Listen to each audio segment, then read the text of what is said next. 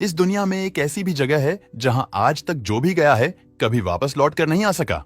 जी हां, मैं बात कर रहा हूं बरमूडा ट्रायंगल की। क्योंकि बरमूडा ट्रायंगल में हजारों जहाज यहां हादसे का शिकार हो चुके हैं।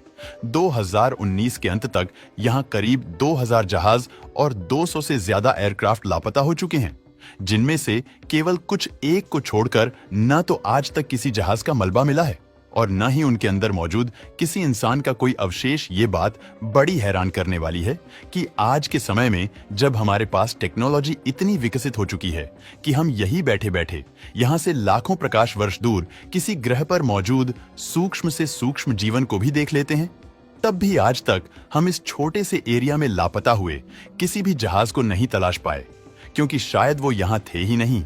ये बात 4 दिसंबर 1970 की है, जब पायलट ब्रूस गर्नर ने अपने पिता और एक बिजनेस पार्टनर के साथ एंड्रोस आइलैंड से फ्लोरिडा कोस्ट जाने के लिए उड़ान भरी।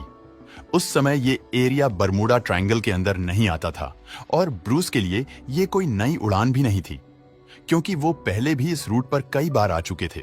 इसलिए ब्रूस बेफिक्र होकर इस रास्ते पर आगे बढ़ रहे थे। लेकिन शायद इस बार की उड़ान उनकी लाइफ की सबसे खतरनाक उड़ान होने वाली थी। जैसे ही ब्रूस ने उड़ान भरी तो कुछ अजीब होना शुरू हो गया। करीब 1000 फीट की ऊंचाई पर पहुंचते ही ब्रूस को अपने सामने काले बादलों का एक छोटा सा झुंड दिखाई दिया। ये झुंड दूर से एकदम नॉर्मल लग रहा था, इसलिए ब्रूस किसी नॉर्मल बादल की तरह ही इसमें से भी आसानी से निकल गए। यहां तक सब कुछ ठीक था, लेकिन जैसे ही प्लेन 11000 फीट की हाइट पर पहुंचा तो एक बार फिर एक काला बादल प्लेन के सामने आता है। इस बार ये पहले वाले की तुलना में कई किलोमीटर बड़ा था, इसलिए ना चाहते हुए भी ब्रूस को इसके अंदर से ही गुजरना पड़ा। जैसे ही ब्रूस ने इसके अंदर एंटर किया तो चारों तरफ अंधकार छा गया। ब्रूस को कुछ समझ नहीं आ रहा था कि आखिर ये बादल क्या चीज है, क्योंकि ये किसी नॉर्मल बादल से बिल्कुल अलग था। तभी कुछ देर बाद वह अचानक सफेद लाइट चमकने लगती है। ये बिल्कुल बिजली के कड़कने जैसा था, लेकिन लाइटनिंग नहीं थी, क्योंकि ये फ्लैश लाइटनिंग के मुकाबले काफी ब्राइट थे और किसी जाल की तरह उनके प्लेन के चारों तरफ फैल चुके थे। अगले 30 मिनट तक ब्रूस इसी बादल में उड़ान भरते रहे।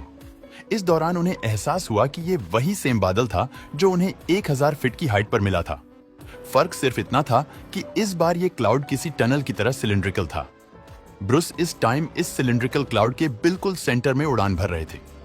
इस टाइम उन्हें ऐसा लग रहा था कि शायद वो स्ट्रैप से कभी बाहर ही नहीं निकल पाएंगे, क्योंकि दूर दूर तक कहीं भी बाहर जाने का कोई रास्ता दिखाई नहीं दे रहा था। लेकिन तभी एक और रहस्यमयी घटना घटती है।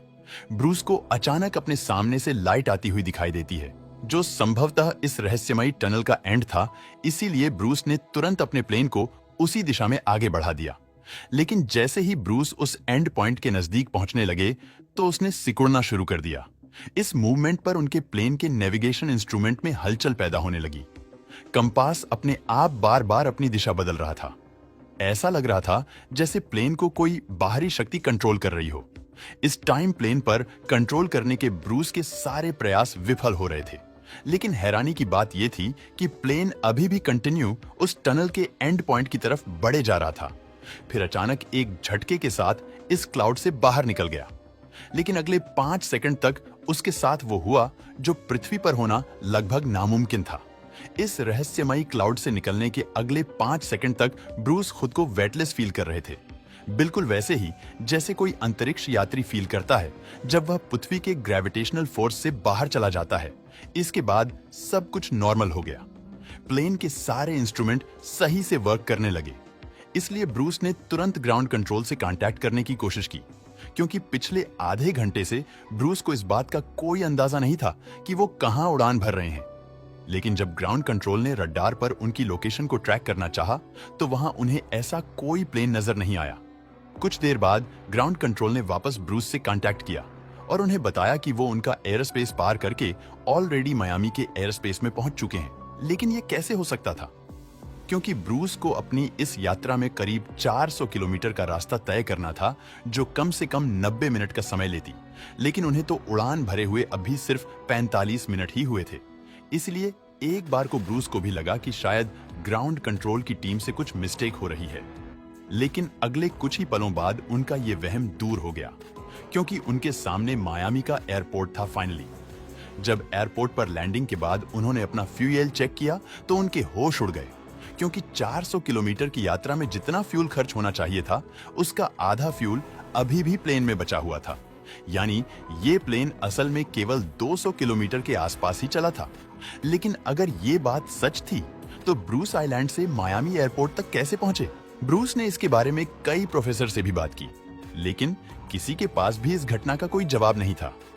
आज तक इस एरिया में ना जाने कितने शिप्स और प्लेन गायब हुए हैं, लेकिन केवल कुछ एक को छोड़कर आज तक ना तो किसी प्लेन का मलबा मिला है और ना ही किसी की डेड बॉडी। ऐसे में इस घटना ने एक नई बहस छेड़ दी थी कि क्या वास्तव में बरमूडा ट्रायंगल किसी दूसरी दुनिया का दरवाजा है?